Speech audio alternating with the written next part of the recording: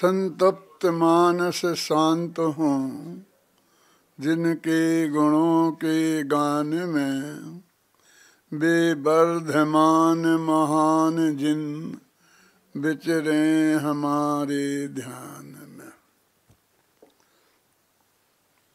कल अपन ने 20 शुरू के 20 छंदों पर चर्चा की थी। 20 छंदों में खासकर बात ये थी कि जो हमारा भगवान का वीतरागी और सर्वज्ञता का स्वरूप है, इस स्वरूप को हम अच्छी गहराई से यदि समझें तो जैन तत्व ज्ञान की मूल बातें सभी आ जाती थीं। जो पूज्य गुरुदेव श्री का आविर्भाव हुआ उसके पहले तो समाज में चलती ही नहीं थीं, और गुरुदेव श्री के सामने चलीं और लाखों लोग उससे परिचित हुए। फिर भी अभी करोड़ों लोग जो समाज में ऐसे हैं कि जो उसके प्रति आस्थावान नहीं है। उनकी बात जाने दें, लेकिन जो इसके प्रति आस्थावान हैं और उनके ज्ञान में ये बात आ गई है तो उन्हें तो उसका पूरा लाभ मिलना चाहिए। इस दृष्टि से अपन इस पर विचार कर रहे हैं कि जब वे पूर्ण वीतरागी हैं तो एक वीतरागी व्यक्ति का स्वरूप कैसा हो सकता है। जैसे कल उदाहरण के रूप में कहा था कि सीता जी के जीवन में रामचंद्र जी जब केवल ज्ञानी हो गए थे तो उनसे पूछा कि लक्ष्मण और रावण कहाँ हैं, और फिर सीता जी को ये विकल्प आया और वो वहाँ की सोल में, सीता जी तो अपन बोल रहे हैं, वे सोल में स्वर्ग की अहिमिंद्र थी। अहिमिंद्र आप समझे, सौधर्म इंद्र की अपन कितने गीत गाते हैं, वो तो पहले स्वर्ग का इंद्र है। और वो सोल में स्वर्ग का, पहले से सोल में स्वर्ग का कितना गंभीर, कितना विद्वान, कितना समझदार से होगा। उसको ऐसा राग आया, लेकिन इन्हें कोई विकल्प नहीं आया। इतने नीरेस्ट उनके संबंधी थे, मित्र भी, भाई भी और शत्रु भी, फिर भी उनको उनके संबंध में कोई विकल्प नहीं आया कि मैं कुछ करूं, कि जाऊं, कि देखूं, कि मिलूं, कि कुछ भी। और सीता जी को आया। तो वीतरागी का स्वरूप क्या है, हैं? आप एक कल्पना करें कि हमारे घर का कोई व्यक्ति, हमारा जो अत्यंत प्रिय था, भाई था, पिता थे, बेटे थे, वो मुनिराज हो जाएं और वो 6वें 7वें गुणस्थान में हो जाएं। तो 6वें गुणस्थान की जो वीतरागता होगी, माने 3 कषायों के अभाव रूप वीतरागता, अनंतानुबंधी भी नहीं, अप्रत्याख्यानावरण भी नहीं, प्रत्याख्यानावरण भी नहीं, इनके अभाव में जो वीतरागता उनमें होगी तो उनकी परिणति कैसी होगी और कैसी होना चाहिए। हम जाएं तो हमारे भाई आ गए, हमारे पिता आ गए, हमारे ये आ गए हैं, फिर बहुत प्रेम से मिलें और दुनिया भर की घर की, यहाँ वहाँ की 50 तरह की बातें करें, ऐसा स्वरूप हो सकता है। जब उनका बिल्कुल राग टूट ही गया है, उनका उनमें से अपनापन छूट ही गया है, तो कोई एक आध बात वे पूछें और एक आध बात का जवाब वो दे देवें सहज भाव से, लेकिन कोई भी रागात्मक प्रक्रिया की बात उनके चित्त में नहीं आ सकती है कि मैं अपने गांव में मंदिर बनवा दूं, कि ये कर दूं, कि ये कर दूं। मेरे कहने का अर्थ ये है कि 6वें गुणस्थान में ऐसी वीतरागता की हम कल्पना कर सकते हैं। और आज हम मुमुक्षु लोग इस बात के लिए अपने चित्त में, वाणी से तो नहीं, अपने चित्त में ऐसी आलोचना करते हैं कि ऐसा विकल्प उनको क्यों आया। तो जब मुनिराज के स्वरूप के बारे में हम ऐसा विकल्प करते हैं कि उनको तो अभी सब एक सही हो गया, काय का गांव, मेरा गांव, काय की जन्मभूमि, कैसी जन्मभूमि, हमको ऐसा विकल्प आता है ना संजीव जी। तो फिर सर्वज्ञ वीतराग कैसे होंगे। सवाल ये है कि वो जैसे होंगे उसका फल तो उनके जीवन में आएगा, लेकिन उनका सच्चा स्वरूप जानने का फल हमारे जीवन में आएगा। इसलिए हम उनके सुधारने के लिए बात नहीं कर रहे, न छठवें सातवें गुण स्थान वालों की, क्योंकि देव शास्त्र गुरु तीनों की बात है ना, और न केवली भगवान की। तो केवली भगवान का कैसा स्वरूप होगा इसके बारे में हम गंभीरता से सोचें।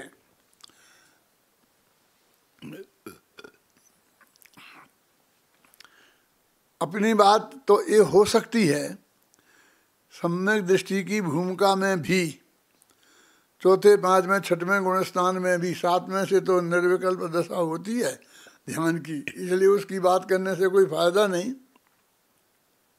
और इस पंचम काल में सातवें तक टच करते हैं, उसके आगे श्रेणी में चढ़ना करना, साती से अपरमत्त में जाना, आठवें गुण स्थान में जाना हो नहीं सकता, होता नहीं, तो उनको हमको अपेक्षा नहीं है। तो उनकी वीतरागता का स्वरूप कैसा है, वो वीतरागता में क्या होना चाहिए, तो मैं तो चौथे पांचवें छठवें की बात करता हूँ, मिथ्या दृष्टि की नहीं समझो अभी।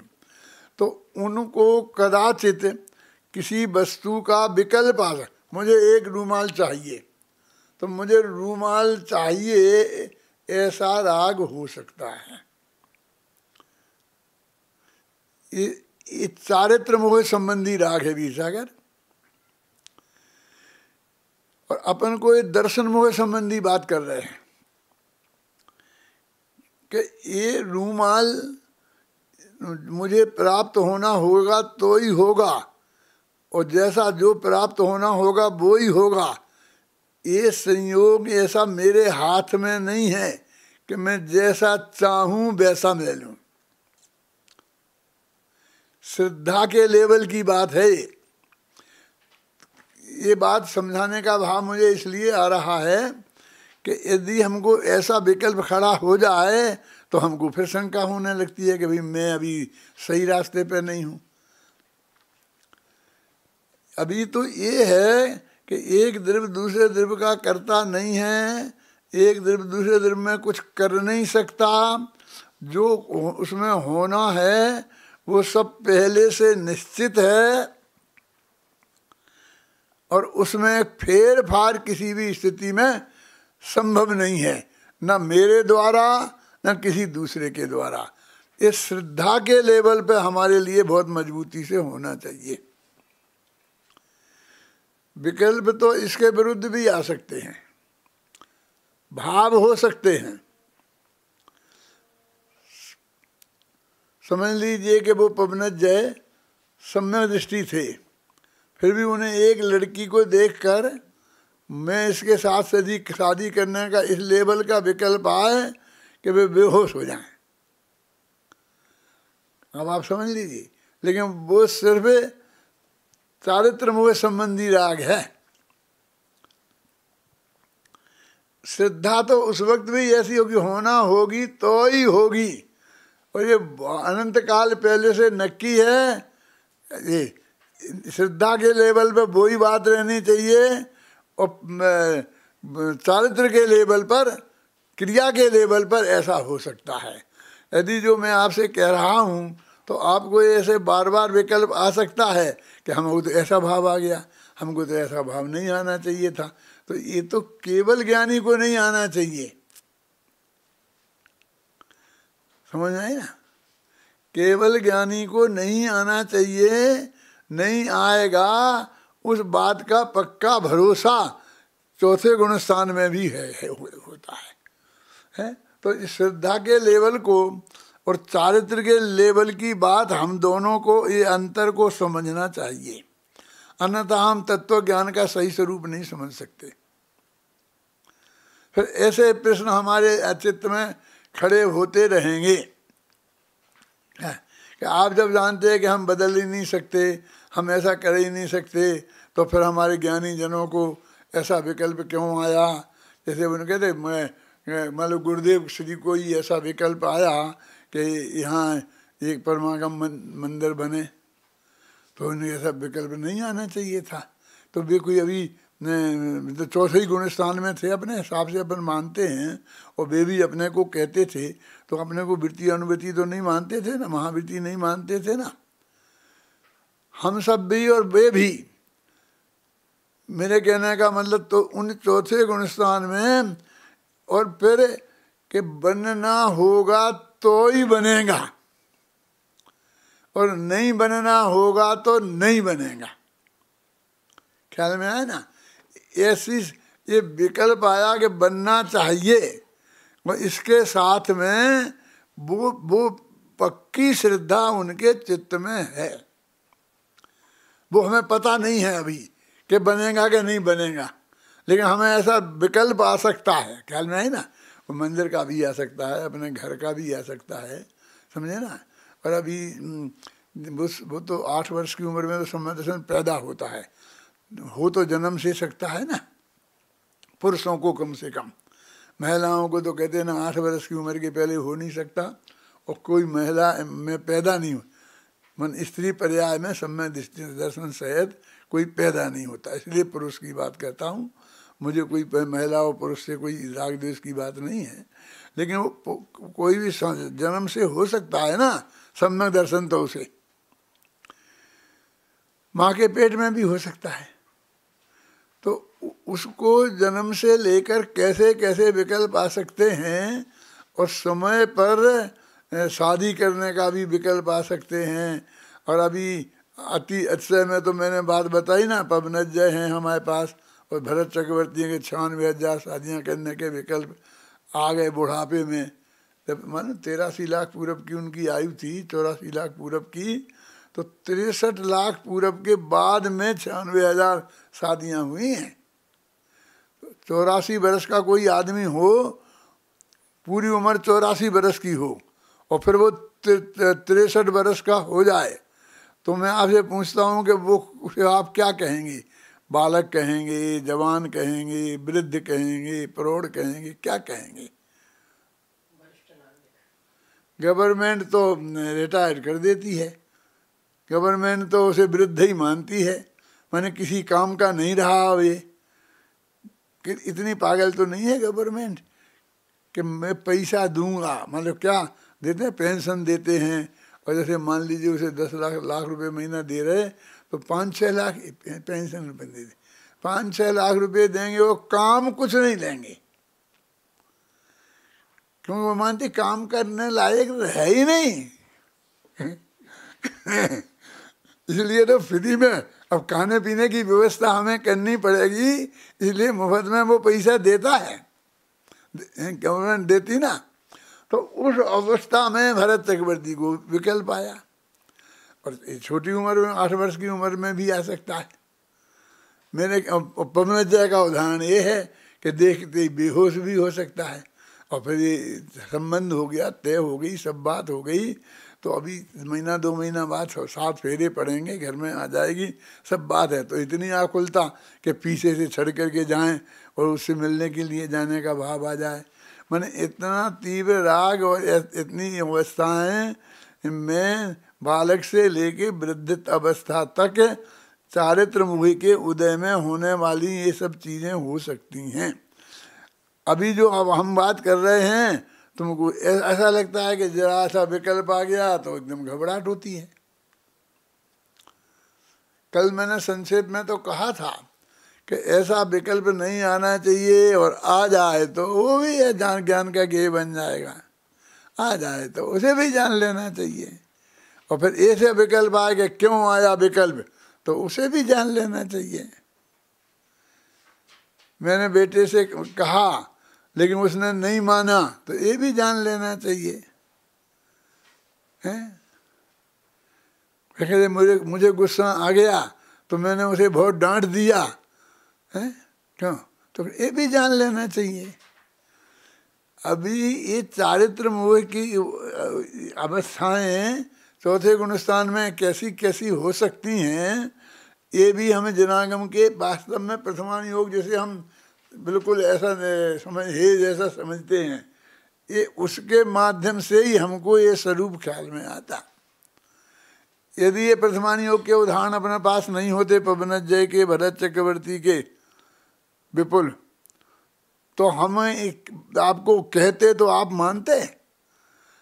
अरे उनको सिद्ध करने का एक प्रथमान योग ही हमारे पास साधन है, अकेले सिद्ध करने का नहीं, समझने का भी। क्या हमारी समझ में भी नहीं आता, मेरे कहने का अर्थ ये है।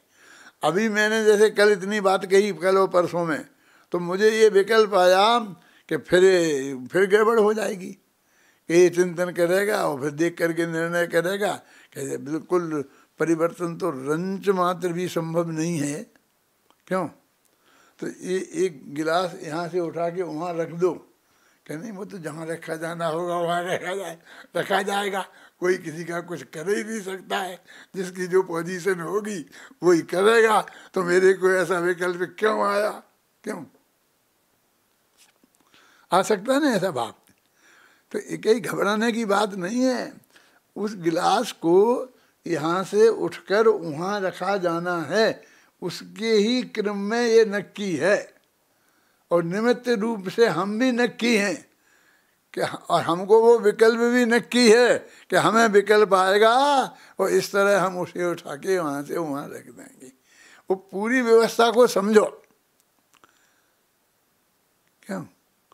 वो परम सत्य को यदि पूरी व्यवस्था के साथ में हम नहीं समझेंगे तो 50 तरह के प्रश्न खड़े हो जाएंगे, और वास्तविक क्या होगा, या तो हमें उस बात में शंका हो जाएगी कि ऐसा संभव ही नहीं है ये बात कह रहे हैं, तो या तो हमारे चित्त में श्रद्धा के लेवल पर भी वो बात स्वीकृत नहीं होगी, और या फिर क्रिया के लेवल पर हम जबरदस्ती करने की कोशिश करेंगे, और वो जबरदस्ती होने वाली तो है नहीं, सफल जबरदस्ती तो होने वाले तो है नहीं। देखो, जब मैं लिख रहा था भरतेश वैभव, तो मेरे सामने दो विकल्प थे कि भरत को वैराग्य आ जाए, भरत को राज्य से अरुचि हो जाए कि भी मुझे नहीं चाहिए, तो भरत का को कैसे विकल्प आएंगे, और बाहुबली को हो जाए तो बाहुबली को कैसे विकल्प आएंगे? कि अब दोनों ही हैं, ये चौथे गुणस्थान में हैं, और दोनों एक सी भूमिका में हैं, और दोनों ही लड़ने में को तैयार हैं। उनके मंत्रियों ने तय कर लिया है कि दोनों में 3 प्रकार के युद्ध हों। समझना, अब वे बात करते हैं तो भरत ये कहता है कि बाहुबली तू संभाल, अब मैं शांति से जा करके ऋषभ देव की दिव्य ध्वनि का लाभ लूँगा। अभी तक मैं नहीं जा पाया, तुम तो रोजाना जाते थे, और मुझे रात में 12 बजे जाना पड़ता था कभी कभी, तो इसलिए अब मैं जाकर के दिव्य ध्वनि का लाभ लूँगा। और जब बाहुबली को वैराग हुआ तो उन्होंने कहा नहीं भाई साहब आप ही संभालो, ये हमारे बस की नहीं है, और अब मुझे तो दीक्षा लेने की आज्ञा दो। उनने ये क्यों नहीं कहा कि मैं ऋषभ देव की दिव्य ध्वनि सुनने जाऊँगा? भरत ने ये क्यों नहीं किया कि मैं अब दीक्षा लूँगा? बोलो 20 आगे सोचो, दोनों की एक सी पात्रता थी, क्यों ऐसा हुआ? यानी मैंने ये दोनों के जो वहाँ प्रस्तुत किया उनको, कि वो कहते हैं कि तुम संभालो राज्य, और मैं तो ये नहीं कहा दीक्षा लूँगा, सबको छोड़ दूँगा, मैं तो जा कर के दिव्य ध्वनि सुनूंगा। हाँ पढ़ो शांति से। हाँ, अनुज तुम सब प्रकार से योग संभालो 6 खंडों का राज, जाकर ऋषभ देव के पास मैं लूंगा दिव्य ध्वनि का लाभ। अभी तक इसमें उलझा रहा, नहीं ले पाया ध्वनि का लाभ, किंतु अब जागा है सद्भाग्य, मुझे लेने दो उसका लाभ। मैं रहा तरसता बंधु दिव्य ध्वनि को सुनने के लिए, आपने लिया लाभ भरपूर, और मैं भरत क्षेत्र के लिए घूमता रहा भटकता रहा, किया न कुछ भी अपने लिए। मिला है मुझको मौका आज, सहज ही अरे स्वयं के लिए। अरे मैं ऋषभ देव के पास निराकुल होकर कुछ दिन रहूं, और गहराई से हे भाई दिव्य ध्वनि का लोड़न करूं। अरे भरपूर चिंतवन करूं, निरंतर मंथन करता रहूं। स्वयं का ज्ञान ध्यान श्रद्धान निरंतर ही मैं करता रहूं। आपने मुझको अवसर दिया, बंधु उपकार मानता हूँ। आपने इस झंझट से किया मुक्त, आभार मानता हूँ। अरे मैं उलझ गया था बंधु, आपने मुझे उभारा है। संभालो यह पूरा साम्राज्य, आपका ही यह सारा है। अरे मैंने मानी है हार, चक्र अब मेरा कैसे रहा। और जीता है मेरा भाई, चक्र तो घर का घर में रहा। मुझे खुशियां हैं अपरंपार, अरे जीता है मेरा भाई। मुझे है परमानंद अपार, मिलेगा दिव्य ध्वनि का लाभ। ये तो भरत में क्या सोचते हैं। अब बाहुबली को जब हुआ कि नहीं भाई साहब आप ही संभालो, तो क्या कहा उनने, बोलो वो भी पढ़ो, 2-4-10 लेने आगे ही होगा, ज़्यादा घबराओ नहीं। सुनो, मतलब क्यों भूमिका के अनुसार, क्योंकि उनको दीक्षा लेने की काल लब्धि आ गई थी, 5 समवाय हो गए थे, होनहार आ गई थी, समझे ना। तो उनको उसी निमित्त से और उनको भाव दीक्षा लेने का आया। उनने ये नहीं कहा मैं ऋषभ देव की दिव्य ध्वनि का लाभ लूँगा और खूब स्वाध्याय करूँगा, जम करके पढ़ो। तुम्हें खोजने का टाइम लगा रहे हो, इसलिए मैं बोल रहा हूँ, बोलो।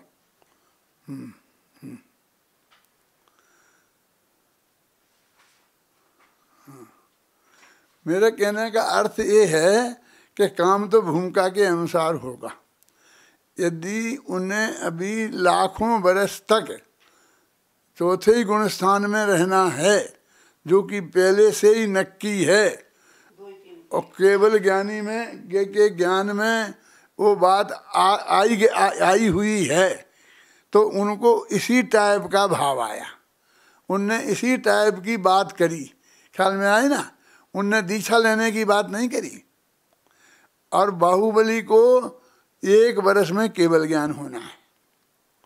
हम तो ये कहते हैं कि 1 वर्ष नहीं हुआ, 1 वर्ष नहीं हुआ, 1 वर्ष नहीं हुआ। 1 वर्ष में केवल ज्ञान होना है, तो उनको ऐसा भाव आया कि मुझे तुम दीक्षा लेने की अनुमति दो।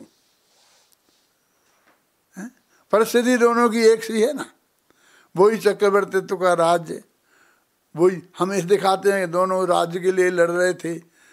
हाँ कि लड़ाई तो हुई थी, लेकिन लड़ाई आप की हुई थी, मैं की नहीं हुई थी कि मैं राजा, कि तू राजा और मैं छोड़ता हूँ, और मैं ये लाभ लूँगा, और मैं अभी तक, और उसको अपना सद्भाग्य मान रहे हैं कि मुझे दिव्य ध्वनि सुनने का लाभ मिलेगा, उसको वो सद्भाग्य मान रहा है। उसके विकल्प का डाल। ऐसा भी हो सकता था कि मेरा सब कुछ निपट गया था, 6 खंड जीत के आ गया था, और अब सब थे ये बीच में आ गया, ये नहीं होता तो ये झंझट होती ही नहीं। ख्याल में आई, और मेरा बस चले तो इसे ख़त्म कर दूं, ऐसे भाव भी तो आ सकते थे ना। ये नहीं आए। बोल अब। भरत जी कर दो हमको माफ, आपने संकट में डाला। आप तो आपको संकट में डाला, आप में नहीं, आपको, हाँ आपने नहीं। हाँ बोल, पढ़ फिर पढ़। भरत जी कर दो हमको माफ, आपको संकट में डाला। आप तो थे अपने में मगन, व्यर्थ ही हमने उलझाया। बंधु हम कुछ कर सकते नहीं, आपको जो जो करना हो। बेधड़क करें वह सभी, आपको जो भी करना हो। मुझे इसमें कुछ भी रस नहीं, मुझे तो अपने में जाना। अरे रे निज आत्म को छोड़, मुझे तो कहीं नहीं जाना। मुझे निज आत्म में जमुना, मुझे निज आत्म में रमना। स्वयं में स्वयं समा जाना, मुझे कुछ और नहीं करना। दुख का घर असार संसार, मुझे ना रंच सुहाता है। अरे मैं अभी छोड़ दूं इसे, मेरे मन में यह आता। जगत का ऐसा अद्भुत रूप, देखो मैं यही सोचता हूँ। मुझे अब इसमें रहना नहीं, अरे अंतर्मुख होता हूँ। आप तो अनुमति करें प्रदान, मुझे कुछ नहीं चाहिए और। करो ना अनुमति की कोई बात, और जो चाहो सो ले लो। अरे रे मेरे प्रियतम बंधु, ना तुम मुझसे मुखड़ा मोड़ो। और क्या अधिक कहूँ हे बंधु, मुझे ना इस प्रकार छोड़ो। आ गई वही सामने बात, कि जिसकी मुझको शंका थी। आप भी दीक्षा ना ले यही मुझको आशंका थी। आपके बिना आपका राज, अरे मुझसे संभलेगा नहीं। आपके बिना अकेले बंधु, अरे मुझसे कुछ होगा नहीं। अरे हे अनुज आपके लिए, सभी कुछ सहज छोड़ सकता। किसी भी कीमत पर हे बंधु, मैं मुख मोड़ नहीं सकता। आपका साथ चाहिए मुझे, अकेला मैं रह सकता नहीं। आपसे अधिक कहूँ क्या बंधु, आपके बिन रह सकता नहीं। भरत जी बहुत मनाते रहे, किंतु बाहुबली जी न रुके। वे तो गए गए सो गए, रोकने पर भी वे ना रुके। भरत जी पीछे पीछे गए, उन्होंने मुड़ कर देखा नहीं। अरे वे गहरे वन में गए, गए सो गए, गए सो गए। भरत जी खड़े सोचते रहे, और वे तो आगे बढ़ गए। अरे रे नन्हे दिगंबर होकर, वे तो अपने में चढ़ गए। वे तो छठे सातवें गुणस स्थान में आते जाते रहे, और वे महातपस्वी महाव्रती निश्चल हो करते खड़े। भले देखो दोनों के एक ही घटना घटी ना, और दोनों को एक ही भाव आया कि ये राज ये संभाल ले बे बाहुबली, इसे चाहिए, ये लड़ने को आ गया है तो ये संभाल ले बे, और मैं जा कर के भगवान दिव्य की दिव्य ध्वनि सुनूंगा, शांति से रहूंगा, भगवान की दिव्य ध्वनि सुनूंगा। ये नहीं आया कि मैं दीक्षा लेके चला जाऊंगा क्या। और बाहुबली को ये नहीं आया कि मैं शांति से रहूंगा और अपने पौधनपुर में रहूंगा और मैं रोज दिव्य ध्वनि का लाभ लूंगा, ये उनको नहीं आया। क्यों नहीं आया? क्योंकि उनका सारा भविष्य दोनों का नक्की था। इनके पांचों समवाय दीक्षा लेने के आ गए थे, और एक वर्ष में ही केवल ज्ञान होने के पांचों समवाय आ गए थे, क्या ना। और उनको अभी नहीं आया था, और उनके चक्रवर्ती का पुण्य था, और अभी उसके समवाय थे।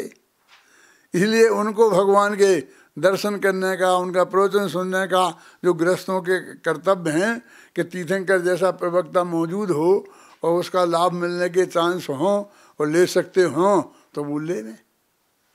दोनों के भाव अपनी भूमिका के अनुसार और अपने सुनिश्चित भविष्य के अनुसार भूमिका लगभग एक, दोनों ही चौथे गुण स्थान में थे ना। दोनों नकली तो थे नहीं, दोनों ही असली थे, समझ लो दोनों ही सहायक सम्यक दृष्टि थे, हैं कि साहब एक सी भूमिका है तो एक से आना चाहिए थे, लेकिन नहीं आए ना। हैं मेरे कहने का अर्थ आप समझे कि नहीं समझे कि ये सारा सुनिश्चित है, तो वो वैसे आए उसमें भी कोई आश्चर्य नहीं हो, और ऐसे आए तो इसमें भी कोई आश्चर्य नहीं हो कि साहब आप सम्यक दृष्टि हो गया, हाँ तो दीक्षा क्यों नहीं लेते हो? हैं आप सम्यक दृष्टि हो तो दीक्षा क्यों नहीं लेते हो? तो ये बात प्रश्न तुम भरत से क्यों नहीं कहता है? हाँ मैं भरत से भी कहूँगा, फिर आदिनाथ से भी कहना पड़ेगा, क्योंकि आदिनाथ तो जन्म से सहायक सम्यक दृष्टि थे ना, सर्वार सिद्धि से आए थे, तो वहाँ 33 सागर तक सहायक सम्यक दृष्टि रहे थे, और फिर यहाँ आए थे तो 84 लाख पूरब की आयु में 83 लाख पूरब की तक घर में उनको नहीं आए दीक्षा लेने के बाद। बोलो क्या करें? तो हमसे कहते कि सम्यक दृष्टि हो गए, तो अभी नहीं, कांजी स्वामी ने दीक्षा क्यों नहीं ली, फलाने ने ऐसा क्यों नहीं किया, फलाने ऐसा नहीं क्यों किया। हमको तो फटाफट लगता है, पहली चौथी क्लास पास हो गए तो 5वीं में क्यों नहीं गए, 5वीं में पास हो गए तो 6वीं में क्यों नहीं गए, फटाफट। हम तो ऐसा विचार चिंतन करते हैं। इसका मतलब ये है कि तुम चौथे गुणस्थान का स्वरूप नहीं जानते हो, पंचम गुणस्थान का स्वरूप नहीं जानते हो, छठवें सातवें का नहीं जानते हो, वस्तु का स्वरूप तुम्हारे ख्याल में नहीं है। यानी वो जो सब बातें हैं कि सब सुनिश्चित है, कोई परिवर्तन संभव नहीं है, न पर में, न पर की पर्याय में, न अपनी पर्याय में, न अपने में कोई परिवर्तन संभव नहीं है। हेरा फेरी संभव नहीं है, अदला बदली संभव नहीं है, अदला बदली संभव नहीं है, और वो प्रति समय अदला बदली हो रही है। देखो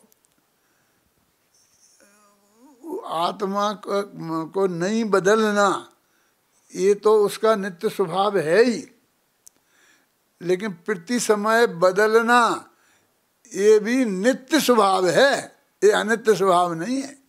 बिना बदले एक समय भी नहीं रहना ये भी इसी आत्मा का स्वभाव है, और कभी नहीं बदलना ये भी इसी आत्मा का स्वभाव है। और जिस समय वो स्वभाव है बदलना, और उसी समय नहीं बदलने वाला स्वभाव भी है। और वो लिखा ना कौन सी अमृतचंद की वो पंक्ति, कौन सी पंक्ति?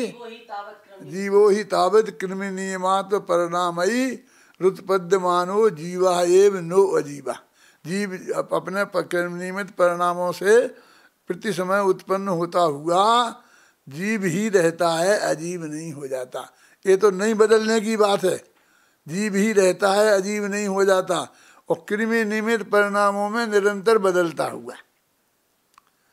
उसी समय बदलने का स्वभाव और उसी समय नहीं बदलने का स्वभाव, और बदलने का स्वभाव भी नित्य और नहीं बदलने का स्वभाव भी नित्य।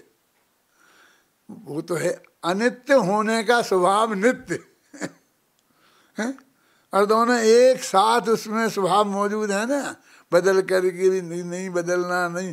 तो इसके लिए मैंने लिखा है इस पंक्ति पर ही रीझ कर कि मैंने उस कृम निमित्त पर्याय में किसी को नमस्कार नहीं किया, सिर्फ अमृत चंद्र की को। बोलो, पढ़ो वो पंक्ति।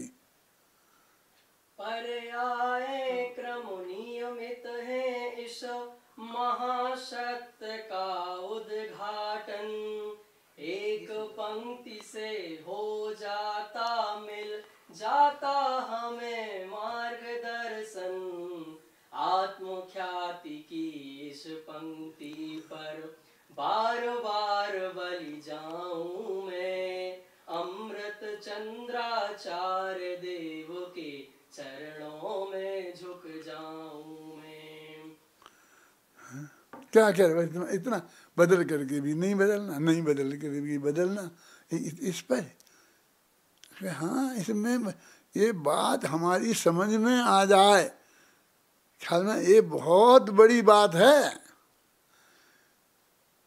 वो जो गुरुदेव श्री समझाए, कोई अपने समझाए महान पुरुष और समझ में आ जाए तो ही बहुत बड़ी बात है। अपने आप आ जाए तो कहना ही क्या है, और अपने आप नहीं आवे और गुरु के समझाने पर आ जाए तो भी महान बात है। क्यों कि समझ में आ गई ना, तो गुरुदेव की भी समझ में आई और हमारी भी समझ में आई, बराबरी पे आ गए ना, लाभ तो बराबर ही हो गया। क्यों नहीं साहब, उनने स्वयं के पुरुषार्थ से, उन्हें कोई समझाने वाला नहीं था, ऐसी जगह पैदा हुए थे कि वहाँ कोई गीत में था, तुम्हें समझ लो पैदा हुए थे, और वहाँ कोई था नहीं। और इस समय उन्होंने शास्त्र में से देख करके उनको आ गया समझ में, हैं रहस्य ख्याल में आ गया। और हमें तो वे नहीं समझाते तो हम तो नहीं समझ पाते, लेकिन अब समझ गए ना, तो अब तो बराबरी पे आ गए। चाहे दूसरे के समझाने से समझे हो और चाहे स्वयं समझे हो, ऐसे ही शब्द पड़े हुए हैं कि बोल है ना, निसर्गादिगमाद भा, ये समय सार की पंक्ति में पढ़े हैं ऐसे कि आज स्वयं समझा हो या दूसरों के समझाने पर समझा हो, समझ गया ना। बोलो, भरत और बाहुबली दोनों ही समझ गए थे, समझे गए थे नहीं दोनों? कहाँ समझे थे? भरत दीक्षा ले जाते तो हम मानते कि समझ गए थे, समझ तो बाहुबली गए थे। क्यों? अरे ये समझ में आ गया था कि ये ले वे, मुझे नहीं चाहिए। ये तो समझ में उनके आ गया था ना, हैं कि मुझे ये राज्य नहीं चाहिए, ये ले वे। और वो देने को तो पूरे तैयार हो गए। वे कहते भी, बोल भाई तुझे क्या चाहिए? सेकंड पोस्ट पर तो वो थे ही, युवराज तो थे ही। राजा के बाद में दूसरी पोस्ट युवराज की ही होती है ना, और मिनिस्टर तो सब बाद में आते ना, मर के नहीं आते। दूसरी पोस्ट पे तो थे ही, और पहली पोस्ट पे चाहिए थी। यदि वो कहते कि मैं तो नहीं, अब मैं युवराज नहीं रहूँगा, मैं तो सम्राट बनूंगा, चक्रवर्ती बनूंगा, तो बन जा। तो वो भी तैयार थी। तो कि नहीं मैं तो जीत के बनूंगा, ऐसा दान में लेके नहीं बनूंगा कि तुम मेरे कृपा करके मेरे को दे दो, ऐसा नहीं करूंगा। कि नहीं मैं हार गया और तू जीत गया, अब बन जा, जीत के बन, लेकिन तू रह जा मत, मैं तेरा साथ नहीं छोड़ सकता हूँ। इन्हें कहा मैं चला जाऊंगा, तेरी जगह मैं चला जाऊंगा, नहीं, मुझे तो तेरा साथ चाहिए। क्या एक ही भूमिका में दोनों तरह के भाव आ सकते हैं कि नहीं आ सकते हैं? तो उससे कोई घबराने की बात नहीं है, लेकिन वो वस्तु के स्वरूप में, श्रद्धा के लेवल पर वो बात एकदम पक्की होना चाहिए कि सब कुछ नक्की है, इसमें कुछ फेर फार संभव नहीं है, क्योंकि ये बात पक्की है और ऐसी मेरी श्रद्धा भी पूरी पक्की है।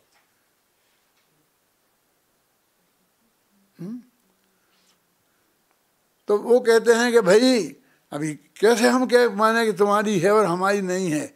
हम कब कहते हैं कि हमारी है और तुम्हारी नहीं है? हम तो कहते हैं कि नहीं होए तो कर लो, है तो बहुत बढ़िया है। धन्यवाद की बात यह है कि वीतरागता और सर्वज्ञता का स्वरूप समझ में आने का मतलब वही है, क्योंकि उसका रिजल्ट पे हमारा ख्याल होना चाहिए ना। कोरा जान लिया कि ये सब जानते हैं, सब जानते हैं, ये सब जानने से क्या है? सब जानते हैं और ये जानते हैं कि उसमें कोई फेर बदल संभव नहीं है, बदला बदली संभव नहीं है। तो भगवान फिर मुझे जल्दी से जल्दी सम्मा दर्शन हो जाए, जल्दी से जल्दी मोक्ष हो जाए, ऐसा कर दो। मैंने रुपया पैसा तो नहीं मांगा, बाल बच्चे तो नहीं मांगे। अब सम्मा दर्शन की मांग करना ये तो कोई बड़ी बुरी बात नहीं है ना, ये तो अच्छी बात है। वीर सागर, तू किसी ना किसी तरह से मांगने को अच्छी बात सिद्ध कर रहा है। हम क्या समझाना चाहते हैं कि जब सब कुछ नक्की है और कोई किसी को कुछ ले ही दे नहीं सकता है, तो ये मांगने की वृत्ति तेरे अंदर से निकलना चाहिए। वृत्ति, प्रवृत्ति नहीं। वृत्ति माने श्रद्धा का दोष और प्रवृत्ति माने चारित्र का दोष, समझे? अंदर में ऐसी ख्याल में आया ना, गोदा, मैं तो 20 से लेके 40 तक का अर्थ अभी बताना चाहता था, लेकिन मैं क्या करूं, उसमें से मैं निकल ही नहीं पाता हूं। क्या कि भाई क्या कह रहे हैं, ये वो साधारण बात नहीं है क्या कि उनको केवल ज्ञान है और केवल ज्ञान में दो बातें जानी कि सब कुछ नक्की है और उसमें फेर फार संभव नहीं है। एक द्रव्य दूसरे द्रव्य का तो कुछ कर ही नहीं सकता, और अपना भी जो पर्यायों का परिणमन है उसका परिणमन का करता है यद्यपि वो कहा जाता है या परिणमति सा करता के लिहाज से, लेकिन फेर फार उसमें भी नहीं कर सकता है। ये दो बातें हमारी सर्वज्ञता से समझ में आनी चाहिए। और भगवान कुछ करेंगे जब वे पूर्ण वीतरागी हैं तो कुछ करने का विकल्प भी नहीं आना संभव है। तू करने की बात क्या कहता है? अपन नहीं कहते कि आदिनाथ भगवान ने ऐसे कि वे लड़ते रहे भरत और बाहुबली, और ये घर में सब होता रहा और वे अपने बैठे रहे, उपदेव अपने भाषण देते रहे। कोई जाके कह सकता था उनसे कि तुम दुनिया को समझाते हो, अपने बच्चों को तो समझा नहीं सकते हो? क्या जवाब देते बोलो वीर सागर? वो है जो समझना चाहता है उसे हम समझाते हैं, जो समझना ही नहीं चाहता है, जो लड़ना चाहता है, उसे हम नहीं समझा सकते हैं। और उनका लड़ना ही सुनिश्चित है तो हम क्या करें? हमारे ज्ञान में तो ये भी आया है ना, और हमारे ज्ञान में ये भी पता है कि अभी 2-4 घंटे बाद क्या होने वाला है। ये सब हमसे ज़्यादा अधिक समझ जाने वाले हैं। क्यों? इनकी भी समझ में आ जाएगा कि ऐसे यदि राज्य चाहिए तो दे दो। भरत की भी समझ में आ जाएगा और बाहुबली की समझ में आ जाएगा कि क्या बात करते हो। उनको तो दीक्षा लेने का भाव था, तो ये कहाँ में झंझटों में उलझते हूँ कि मैं 6 खंड का राज संभालूँ। अब वो जो 96,000 कन्याएं हैं उन राजाओं ने भरत चक्रवर्ती को दी ना, मालूम कब हुई थी ये शादियाँ? 96,000। पहले तो 10-20 होंगी, 63,000 लाख पूर्व की आयु तक, समझे ना। और ऐसा नहीं था कि नहीं थी। अरे मारीच जैसा बेटा पैदा हो गया था जो भगवान के साथ दीक्षित हो गया था। क्या जब चक्रवर्ती होते हैं तभी 96,000 होती हैं। तो चक्ररत्न तो 83 लाख पूर्व की आयु में प्रकट हुआ था। तो जब ये दिग्विजय करने को निकले तो वहाँ हुई पूरी 60,000 जो दिग्विजय वर्ष में लगे उसमें ही वे 93,000 है ना, वे शादियाँ हुई हैं।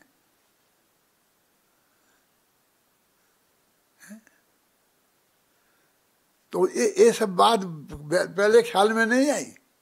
अरे भाई ये तो सब जब जब बात जो समझ में आना है उसका काल लब्धि आनी चाहिए ना, होनहार होना चाहिए ना।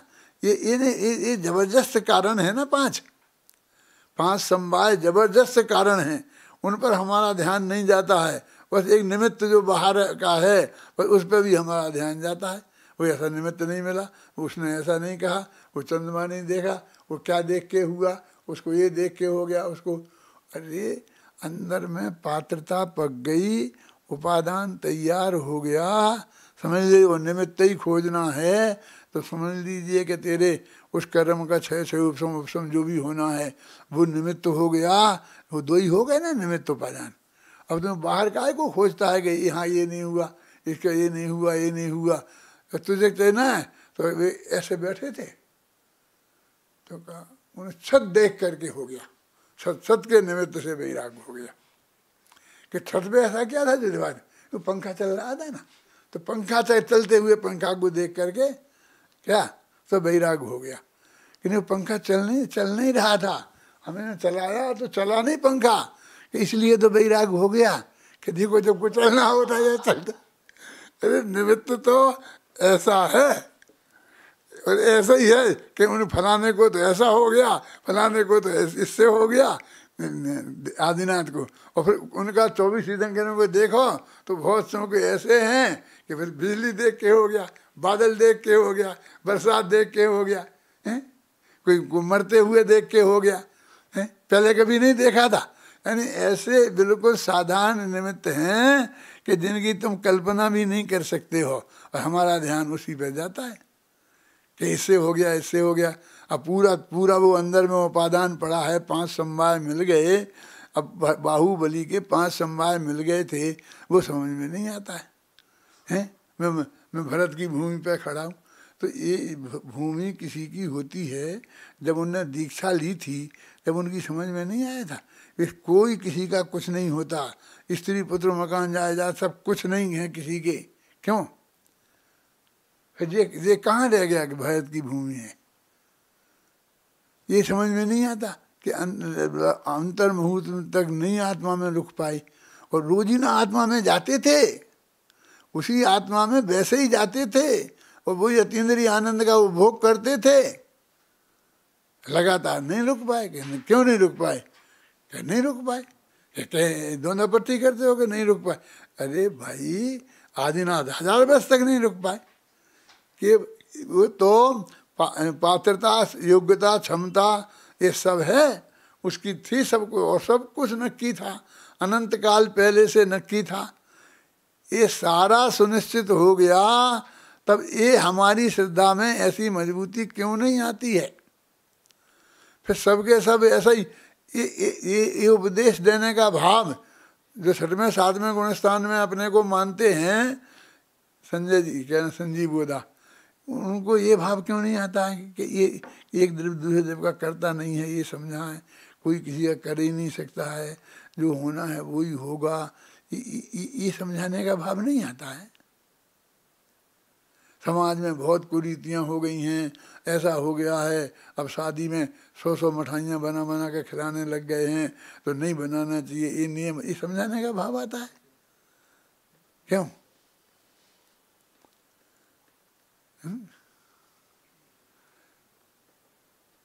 इस जगत में जगत तो ऐसा चलता ही रहेगा, है? जगत का क्या स्वरूप है ये आपके ख्याल में नहीं आता। अभी क्या परिस्थिति चल रही सारी दुनिया की, है? अभी वैराग्य के कम निमित्त हैं, है?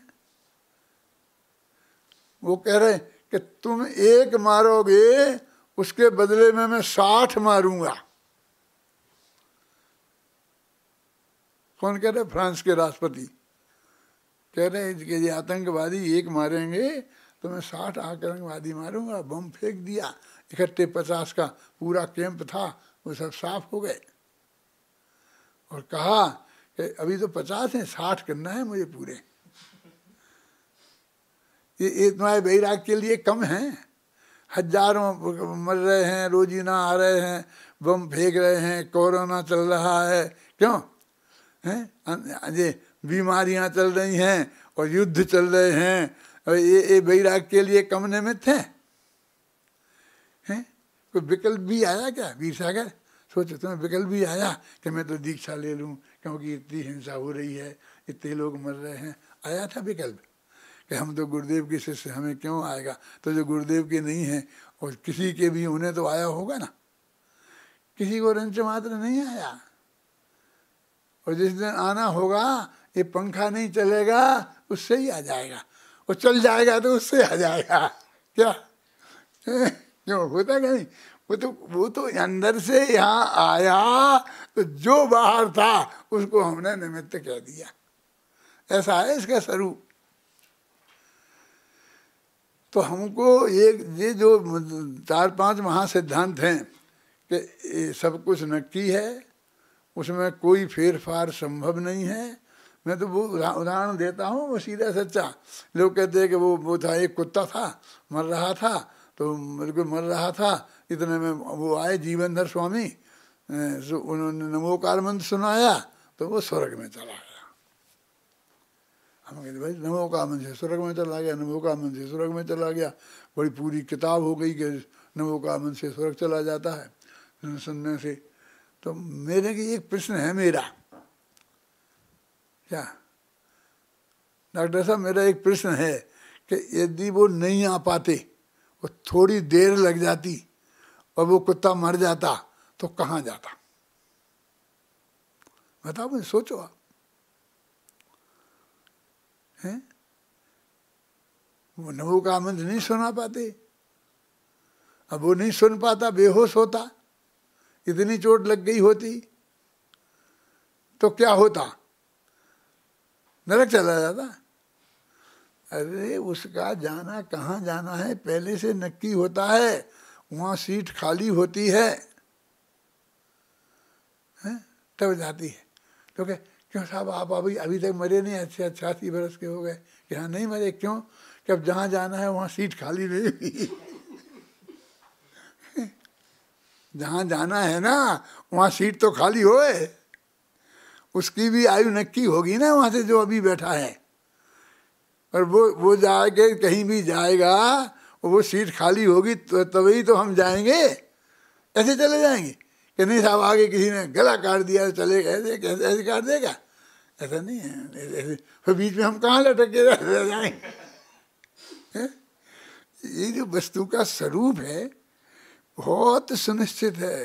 ये लोक की व्यवस्था ऑटोमेटिक इतनी पक्की है, नक्की है कि इसमें कहीं यदि ऐसा नहीं हुआ तो ऐसा प्रश्न खड़ा ही नहीं होता।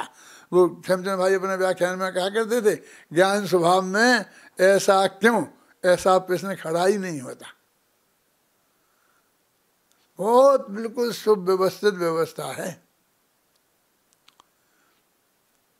हम जब पढ़ते थे ना तो रोजीना स्वाध्याय करते थे, तो स्वाध्याय करते तो विद्यार्थी आपस में प्रवचन भी करते थे, तो हम भी करते थे। तो हमारे को एक प्रश्न आया, पढ़ा रहे थे कि उस सीता का जी स्वर्ग में था, 16वें स्वर्ग में, और मधु कैटब राजा था ना, तो वो मरा तो वो भी 16वें स्वर्ग में जाए, वो हो गया, प्रत्येंद्र हो गया। तो अब हमारे इंद्र और प्रत्येंद्र का भेद हमारे ख्याल में नहीं आया। तो हमने कहा कि वो तो सीट खाली ही नहीं थी। तो हम अपने गुरुजी के पास गए।